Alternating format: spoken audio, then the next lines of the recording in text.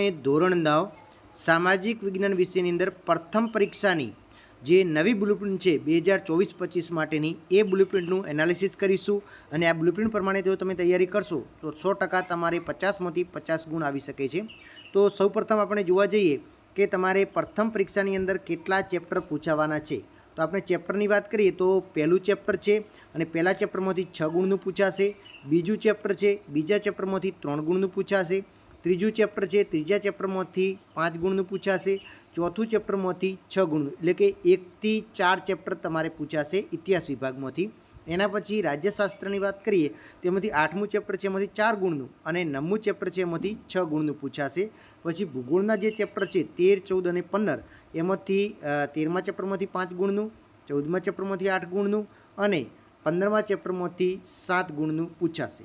હવે આપણે વિભાગ વાઇઝ જોઈએ કે કયા વિભાગમાં કેવા પ્રશ્નો પૂછાશે, સાથે સાથે ચેપ્ટર પણ તમને આપવાના છે।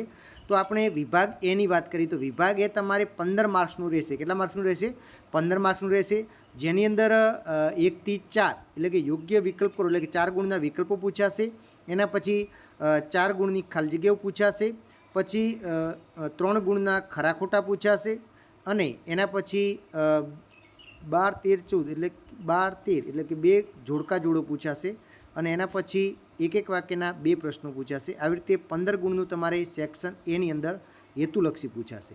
એના પછી વિભાગ બીની વાત કરીએ તો વિભાગ બી તમારે 2 ગુણના પ્રશ્નોનો એટલે કે 12 ગુણનો રહેશે, જેની અંદર કુલ 9 પ્રશ્નો આપેલા હશે અને એમાંથી કોઈ પણ 6 પ્રશ્નો લખવાના છે। હવે 2 ગુણના પ્રશ્નો માટે કયા કયા ચેપ્ટર છે તો ચેપ્ટર 1, 2, 4, 8, 9 અને 15 આટલા ચેપ્ટરમાંથી 2 ગુણના પ્રશ્નો પૂછાશે।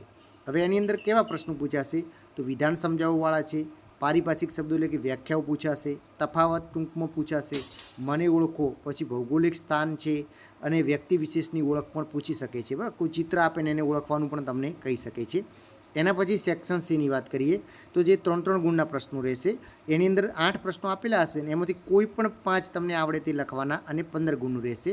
હવે આની અંદર 3 ગુણના પ્રશ્નોની અંદર કયા કયા ચેપ્ટર રહેશે તો ચેપ્ટર 1, 3 અને 9 અને 14, 1, 3, 9 અને 14 આટલા ચેપ્ટરમાંથી પૂછાશે। દરેક ચેપ્ટરમાંથી 2 પ્રશ્નો પૂછાશે અને નકશા માટે ચેપ્ટર 13, 14 અને 15 આમાંથી 1 ગુણના નકશા પૂરતી પૂછાશે। તો આની અંદર તફાવત છે, ટુ નોટ છે, કારણ આપો છે અને સ્ટડી બેઝ આધારિત પણ પ્રશ્નો પૂછાશે। એનું નમૂનાનું પ્રશ્નપત્ર રૂપ પણ તમને આપવાનું છે। અને વિભાગ ડીની વાત કરીએ તો વિભાગ ડીની અંદર કુલ 3 પ્રશ્નો પૂછાશે, એમાંથી કોઈ પણ 2 લખવાના છે અને વિભાગ ડી એટલે કે 4 ગુણના 2 એટલે કે 8 ગુણનું રહેશે। એની અંદર કયા ચેપ્ટર તૈયાર કરવાના? ચેપ્ટર 4, 13 અને 14 આટલા ચેપ્ટર તમારે તૈયાર કરવાના રહેશે।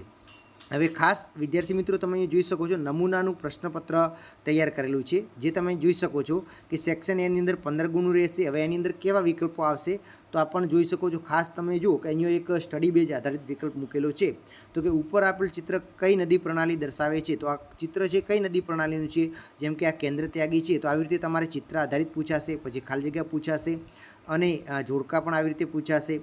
પછી તમે જોઈ શકો છો કે જે સ્ટડી બેઝ આધારિત પ્રશ્નો છે તો અહીંયા ઉપર આવી રીતે આપેલું છે, એના તમારે વર્ગીકરણ કરવાનું છે, કયા કયા ખડકો છે, આગ્નેય ખડક, પ્રસ્તર ખડક કે રૂપા આવી રીતે પૂછાઈ શકે છે।